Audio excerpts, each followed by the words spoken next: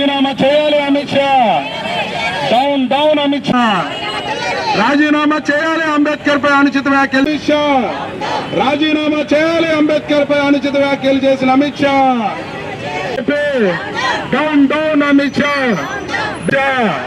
Down down Amit Shah.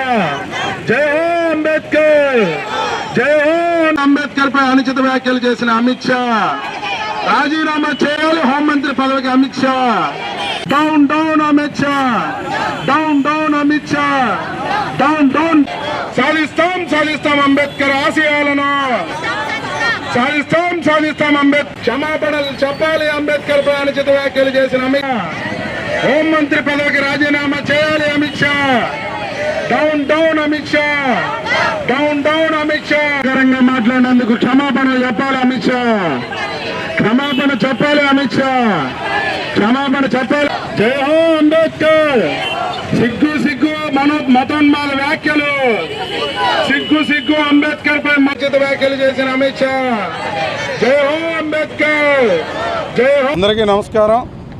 Uppuluri Hemashankar, భారత communist party CPI Eluru area సమితి కార్యదర్శి.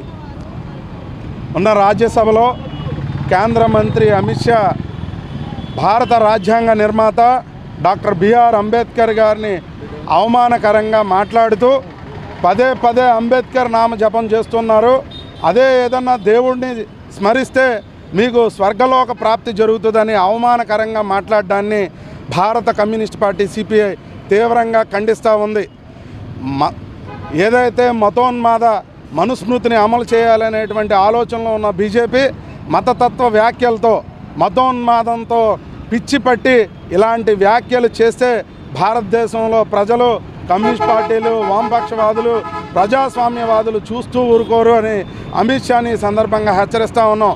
డాక్టర్ బిఆర్ అంబేద్కర్ రాసినటువంటి రాజ్యాంగం ద్వారా మీరు పదవిలోకి వచ్చి మీ మీద గుజరాత్లో జరిగిన అల్లర్ల నేపథ్యంలో ఎన్ని కేసులు నమోదైనాయి వాటి గురించి చర్చించడానికి పార్లమెంట్లోనూ, లోక్సభలోనూ, రాజ్యసభలోనూ ఎప్పుడు చర్చ ఎందుకు పెట్టట్లేదు?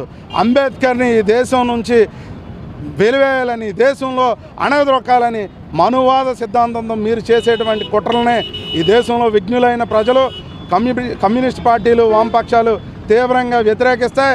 మీరు అంబేద్కర్ పైన చేసిన అనుచిత వ్యాఖ్యలకు బేషరతుగా ఈ దేశ ప్రజలందరికీ క్షమాపణలు చెప్పాలి. ఎందుకంటే ఈ దేశంలో ఉన్న ప్రతి ఒక్కరికి అంబేద్కర్ రాజ్యాంగాన్ని రాయడం ద్వారా మహోన్నత వ్యక్తిగా ఈ దేశ ప్రజల హృదయాల్లో నిల్చున్నాడు. ఆయన్ని కించపరిచేటువంటి వ్యాఖ్యలు మరొక్కసారి చేసే ప్రయత్నం చేస్తే దానికి తగ్గ పరిణామాలను ఎదుర్కోవాల్సి ఉంటుందని అమిత్ షాకి, బీజేపీకి ఈ సందర్భంగా తెలియజేస్తా ఉన్నాం.